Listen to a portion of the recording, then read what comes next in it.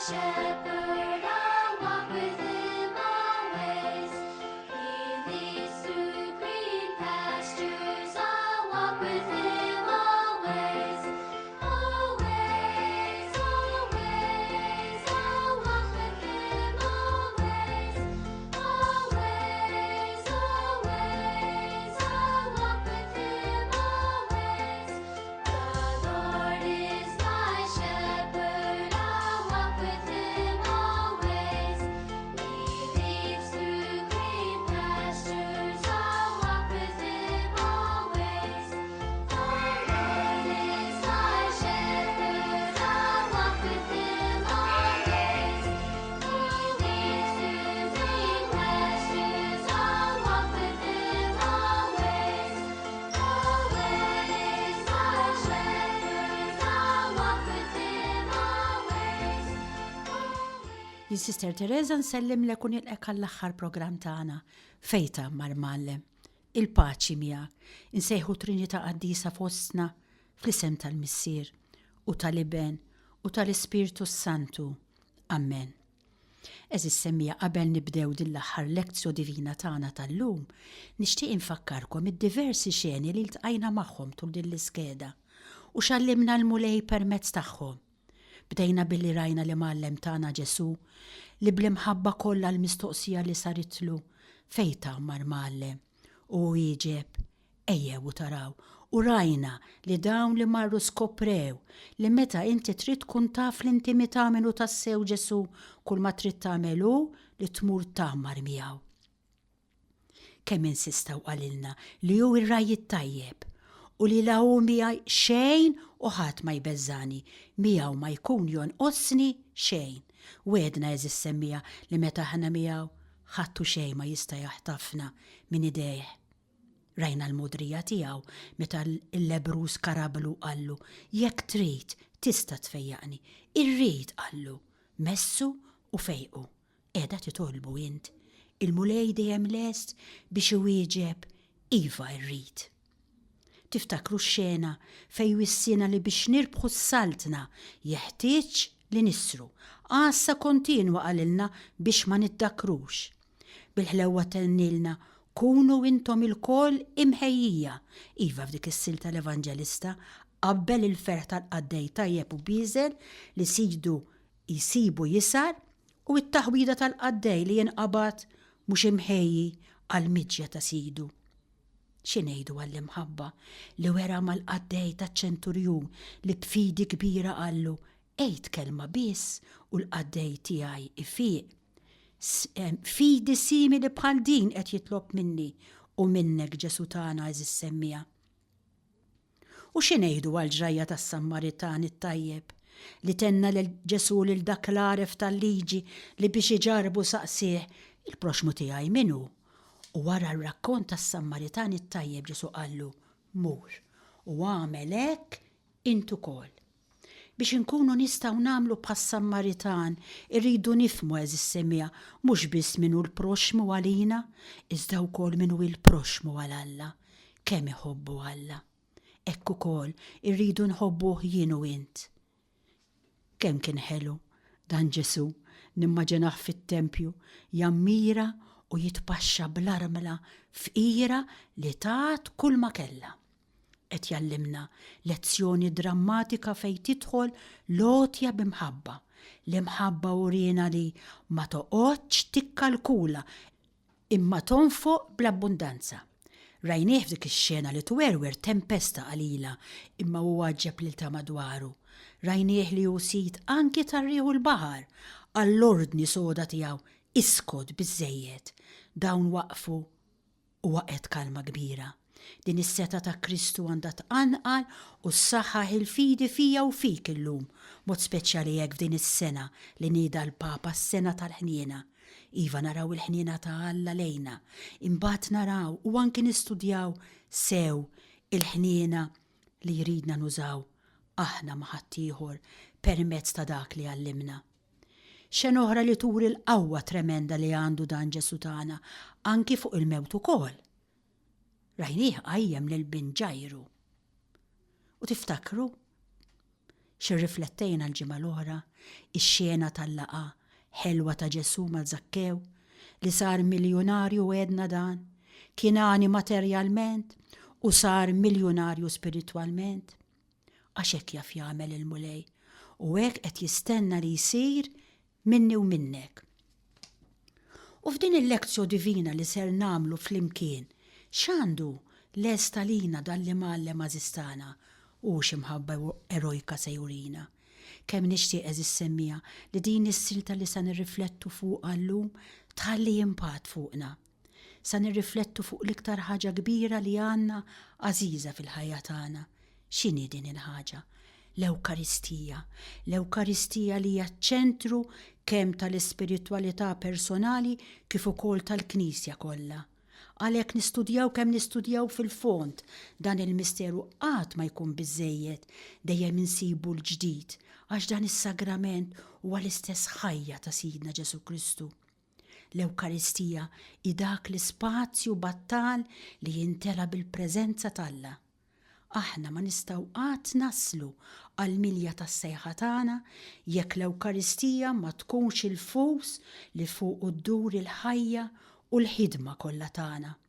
Kull nisran jeżis semmija jeħtieġ jieħu din is-saħħa biex matul il-jum fil-ħidma kollha tiegħu jibqa' biex ingħidu hekk interjorment imwaħħal mal-art tal-imqaddes tas-sagrifiċċju tal-ġisem u d-demm tal-mulej biex iqaddes kemm il-bnedmin li jiltaqa' magħhom kif ukoll l-ispazju u ċ-ċirkostanzi li jgħix u jsib ruħu fihom biex jiftaħu mal-Alla. Ġesu issa li telaq fiżikament maħniex narawh, imma bl-għajnejn tal-fidi nafu l-qiegħed magħna kullum kien, imma mod speċjali fl-Ewkaristija fejn hemm jinsab bil-ġisem, bid-demm marell, bir-ruħ u d-divinità. U dan Ġesu għamlu propju biex imantni lili u lilek. Ġesu ma jridx joqgħod fl-ebda tabernaklu, forsi aħna nduru l-parroċċi u nistaġbu b'diversi tabernakli sbieħ. Pero nifmu eżis semmija, Ġesu ma jridx li joqgħod miġbur hemmhekk, Ġesu jrid joqgħod fit-tabernaklu tiegħek, fil-qalb tiegħek. U għalhekk sejrin naraw din l-imħabba erojka li wera magħna dan li mgħallem. U jien jaġġibni, jimmeraviljani il-mument meta urija din l-imħabba. U meta urija? Urija propju jisimgħu meta. Hawn il-lejl qabel ma bata madof. Jiġifieri waqt li jiena u int bħala bnedmin għax aħna konna kompliċità ma dawk li qatlu u salbu lil Ġesu, aħna konna ġa f'moħħu. Hawn il-lejl qabel ma bata, meta aħna qed nagħmlu minn kollox biex neħilsu u nwarbuh minn fostna, waqqaf dan is-sagrament. Iva, u bimħabba u qawwa kbira jara x'jivvinta kif se jibqa' magħna. Jien ma nafx intom, ikolli uġeħta ras jienu jiċemplu li jew jixtiequ jiġu ħajitkellmu miegħi, ngħidulhom skużawni, ejjew dejjem minn barra llum għax rasi ma niflajiex. U dan l-Għażiż Ġesu tagħna mhux rasu kellu tuġaw, imma l-fiżiku tiegħu kollu kien batut, anki psikoloġikament, kien jaf se jiġri, kien jaf li wieħed minn tiegħu se jitradjeh, kien jaf li kien hemm min se jiġħdu, kien jaf li l-apostli kollha se jibżgħu jitilquh. Kien jaf li madbatija ħarxa ġejja lih, kien jaf kollox, imma minn flok tajjar il-kulħadd minn quddiemu, donnu iktar inġibet lejna. Nesa lilu nnifsu u waqqaf għalina propju dan is-sagrament qaddis, misteru qaddis tal-imħabba. Ekku qegħdin f'dawn iż-żminijiet qaddisa tar-Randan u propju jumejn oħra niċċerebraw ħamis ix-xirka li jenna naħsbu fl-imħabba u l-ħnina tremenda li wera miegħi u miegħek dan Ġesu tagħna meta waqqaf dan is-sagrament. Ekku, waqt li l-għada nikkonsidraw l-emejjel kbar li għamel għalina meta fetaħ idu fuq is-salib u ċarċar demmu kollu għalik u għalija. Ejjew eżis semmija nibdew il-lezzju divina tagħna billi nirriflettu fuq silta mill-Vanġelu ta' San Ġwan kapitlu 6 versi 51 sa 58. Din hija l-aħħar parti mid-diskors twil li Ġesu għamel fuq il-ħobs tal-ħajja. Il-mod li bih se nisimgħu lil Kristu jinsisti li ġismu u ikel tassew u demmu u xorb tassew. Ġesu jrid juri li dan il-kliem ma jridniex noħduh biss bħala tiġbija, le, fl-Ewkaristija dan il-qaddis tagħna Ġesu jatina tassew lilu nnifsu. U għaliex jagħmel dan? Biex iseħħibna fil-mewt tiegħu, imma mbagħad biex miegħu idaħħalna sa minn issa, mela mhux meta mmutu, imma sa minn issa idaħħalna fil-ħajja ta' dejjem, fil-ħajja jiġifieri tal-għaqda miegħu. Irridu nsiru miljonarji, mimlijin bl-imħabba lieh u għallajrna kif ġralu Zakkew u l-ħafna persuni li jiltaqgħu ma' Ġesu verament. Nisimgħu is-silta. Hawn Ġesu kien jinsab jgħallem fis-sinagoga ta' Kafarnawm u qal lin-nies jienu l-ħobs ħaj li nieżel mis-sema, jekk xi ħadd jiekol minn dan il-ħobs jgħix għal dejjem. U l-ħobs li jiena nagħti huwa ġismi għal ħajja tad-dinja. Fuq hekk il-lut ma qablux bejniethom u bdew jgħidu kif jista' dan jagħtina ġismu biex nikluh. Ġesu mela qalilhom fis-sewwa ngħidilkom jekk ma tiklux il-ġisem ta' bin il-bniedem u ma tixorbux demmu ma jkollkomx il-ħajja fikom. Min jikol ġismi u jxrob demmi għandu l-ħajja ta' dejjem u jiena nqajmu mill-imwiet fl-aħħar jum. Għax ġismi huwa ikel tas-sew u demmi u xorb tas-sew.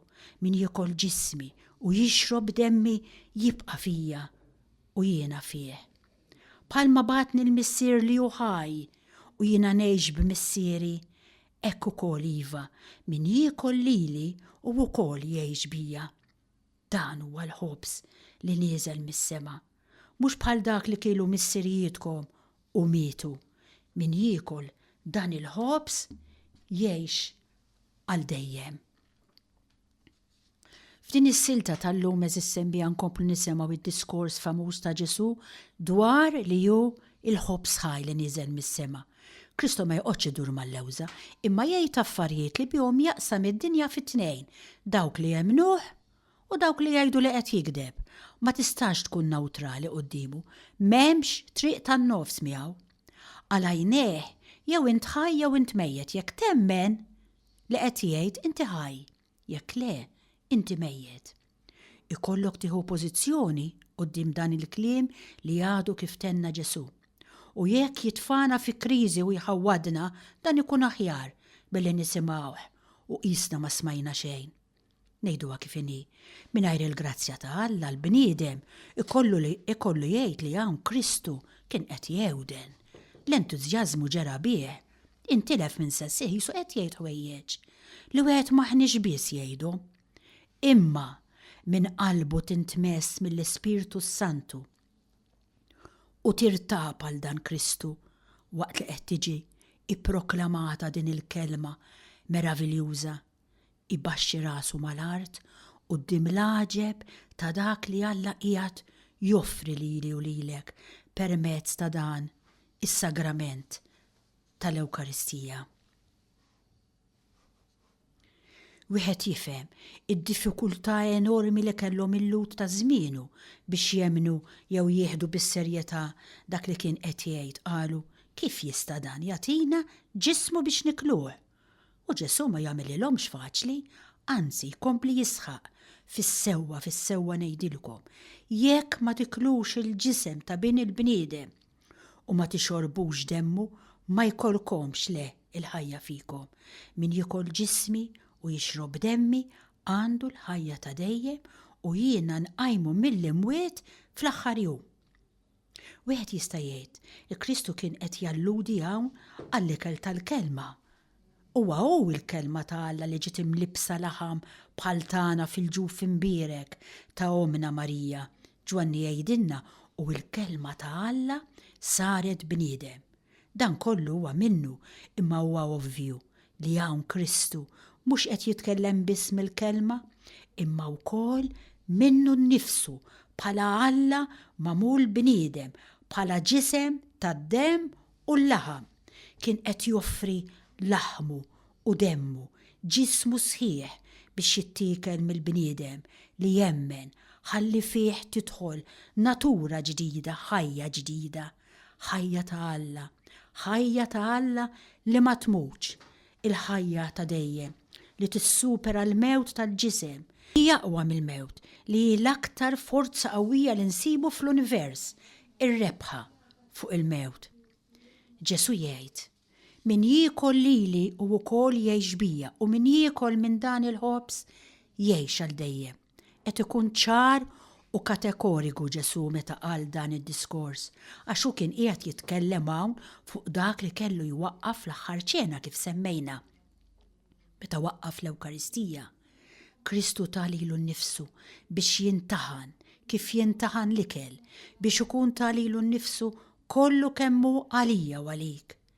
Għam tot il-frażi, il-bniedem tkun taf x'inhu mill-ikel li jiekol, jew mill-ilbis li jilbes, l-nisrani tarfu mill-ikel li jiekol tassew, għax l-ikel tiegħu x'inhuwa, huwa Alla nnifsu li sar ikel f'ibnu Ġesu Kristu.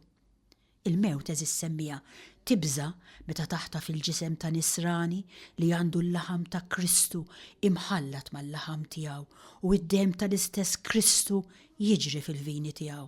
Għal xi żmien veru l-ġisem qisu jsir taħħa din il-mewt tibilgħu, imma ruħ in-nisrani li jkun dejjem għex fi Kristu u rċeħ bih jinħataf quddiem Alla u l-anġli tiegħu. Hemm in-nisrani jemmen li Kristu ma gidibx meta qal, jekk xi ħadd jiekol minn dan il-ħobs jgħix għal dejjem. Jekk inti temmen u tkun fidila għal kliem li tennilek illum il-mulej u tersaq lejn l-Ewkaristija, inti se tgħix għal dejjem. Kristu hu fidil għal dak li wieħed meta qal jiena nqajmek mill-imwiet fl-aħħar jum. Nifqu ftit eżis semmija għal silta mużikali u issa stess imbaxxu rasna quddiem dan il-misteru tal-Ewkaristija u ngħidulu flimkien ma' din is-silta. Nadurawk ja ħobs tas-sema, frott l-imħabba li żjed bnin, għalik l-anġli dlonk titnijat, inti lena tal-bnedmin. Nisimgħuha, nadurawk ja ħobs tas-sema.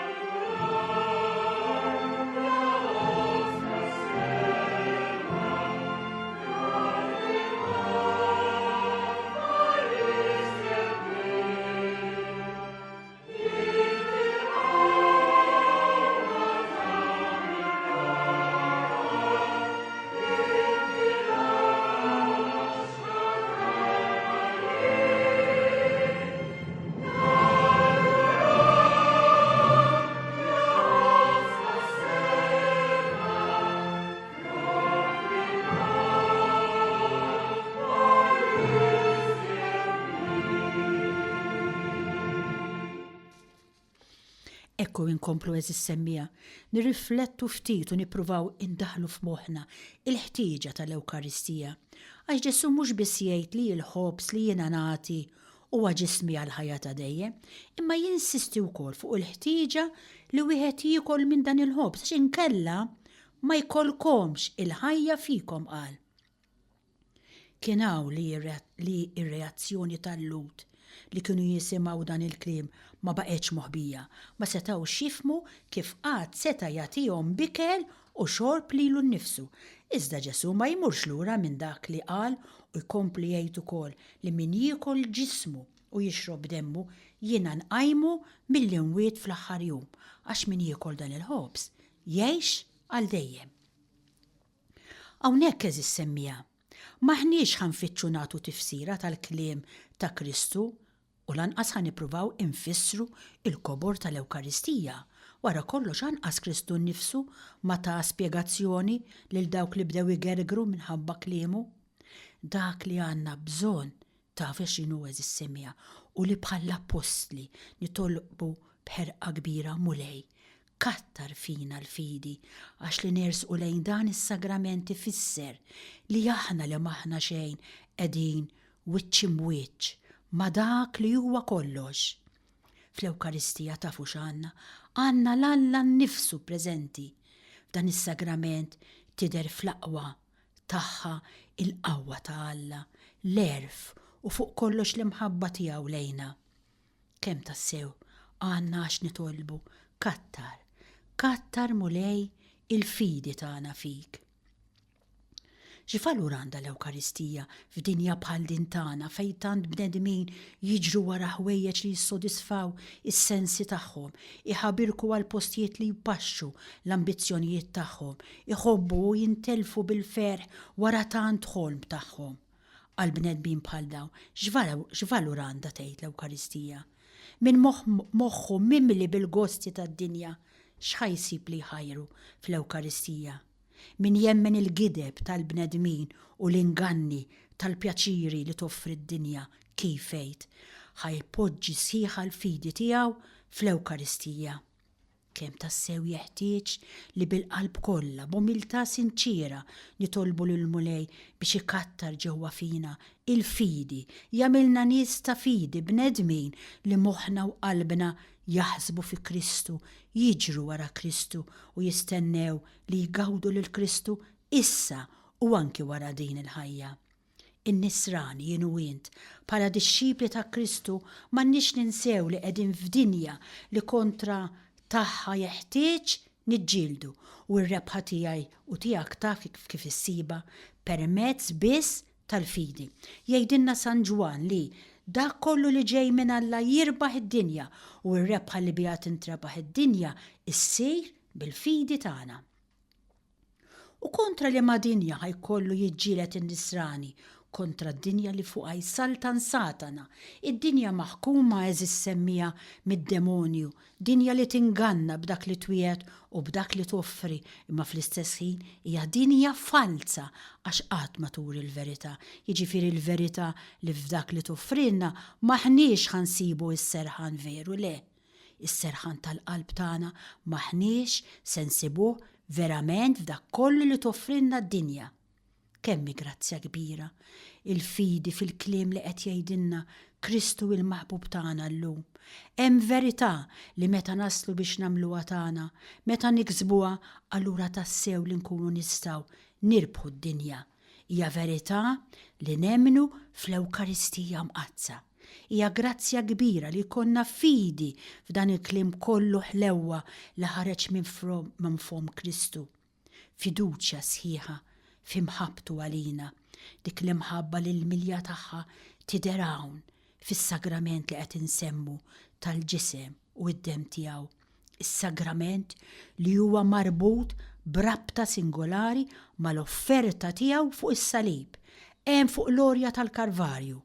Nimmeditaw fil-profond hekk f'dawn il-ġranet li qegħdin fihom fuq din l-imħabba profonda li wera magħna dan li mallem tagħna Ġesu. Meta tagħna l-Ewkaristija mqazza Ġesu tagħna fl-istess waqt programm ċar għas-salvazzjoni tagħna. Jeħtieġ li narfu sewwa minnu Kristu għalina, x'għamel għalina, x'jistenna li aħna nagħmlu għalih. Nersqu għalhekk lejn Ġesu dan is-sagrament tal-ġisem u d-dem tiegħu u minn hawn inkoplu nintebħu aħjar bil-wisa u t-tul u l-font tal-imħabba tremenda ta' Kristu għaliku u għalija. L-Ewkaristija tissemmija il-aqwa mezz li bih isseħħ il-preżenza ta' Kristu rebbieħ fuq il-mewt. Mela l-Ewkaristija hija sinjal tal-ħakma ta' Kristu fuq id-dinja, il-mezz biex nistgħu ngħixu fih għal dejjem. Fl-Ewkaristija jinsab Kristu bħala s-sit li jagħti il-ħajja mill-ġdid lill-ħolqien. M'għandniex inqisu li Kristu bħala xi ħadd li jinsab fil-ħobs u fl-inbit bħalma priġunier jinsab ġo ħabs ta'. Kristu jinsab fil-ħobs u l-inbit għax għandu s-seta u l-poter fuq kull ħaġa li teżisti fil-ħolqien. Hija l-aħbar tas-sebħ tiegħu li jeleb id-dlamijiet tal-mewt. Aktar milli Kristu l-xoxt jinsab fid-dinja, hija d-dinja li tinsab fih u hekk ukoll aktar milli jinsab fil-ħobs u fl-inbit huma dawn li jinsabu fih mibdulin fih. Jien u int imsejħin niltaqgħu ma' Alla kollu kemm hu u mhux biss bil-moħħ u l-qalb, imma bil-ġisem kollu kemm hu. Jien u int eżis semmija b'Ġesu fina jkollna min qed jgħix bil-ħajja t'Alla. Il-ħobs li jiena nieħu fl-Ewkaristija jsir biċċa minni u jiena nsir biċċa minn Kristu. Jiena nissottometti ruħi għar-rida t'Alla u hekk nikseb il-vera libertà, il-qawwa tar-rieda biex nażel it-tajjeb. Nażel it-tajjeb jiġifieri nażel li ngħix mhux għalija nnifsi, iżda mal-oħrajn u għall-oħrajn. Induru lejn dan il-mulej li hu l-għotja sħiħa għaliku għalija u ngħidulu. Mulej, tassew tħobbna b'mod li jixraq lilek, b'mod assolut, bla ebda riserva, f'kull moment ta' ħajtek tajtna lilek innifsek, tajtna ħinek, saħtek, sal-fama tiegħek, tajtna lilek innifsek kollok kemm int, ġisem u dem. Mulej li tħoss li tħobb, ħajju veru mimli ħajja, tagħti l-ħajja, iva inti tassew il-mulej għażistana. Ħelu ma' kulħadd, rajnik f'din l-iskeda kollha tagħmel dan, disponibbli ġenerus, sal-bluwa tas-salib mulej, sal-aħħar qatra ta' demmek, sal-maħfra ta' min erdek. Mulej, għallimni inkun għaref farfa, nintela bl-ispirtu nrodlok ħaj dejjem, veru jixraq li nilek salmi jinnijiet għana spiritwali, sewa u xiraq ta' sew mulej li kulħin inrodlok dejjem ħajra l-kollox. Kemm rajna erġabinijiet minnek nerġanajt. Din l-iskeda mulej u anki l-eġubijiet li għadek tamel maħna fil-prezent.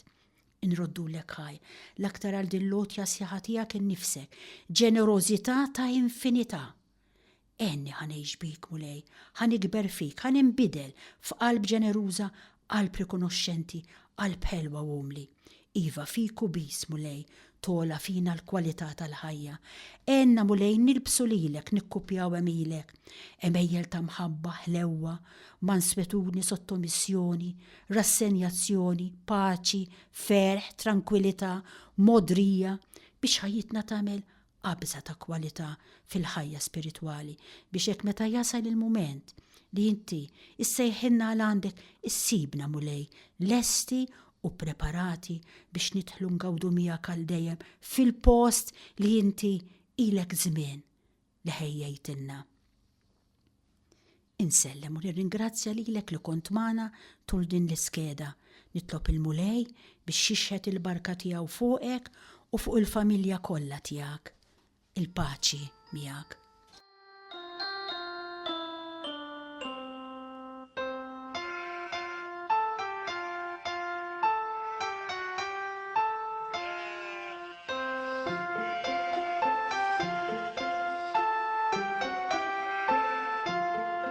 The Lord is my shepherd.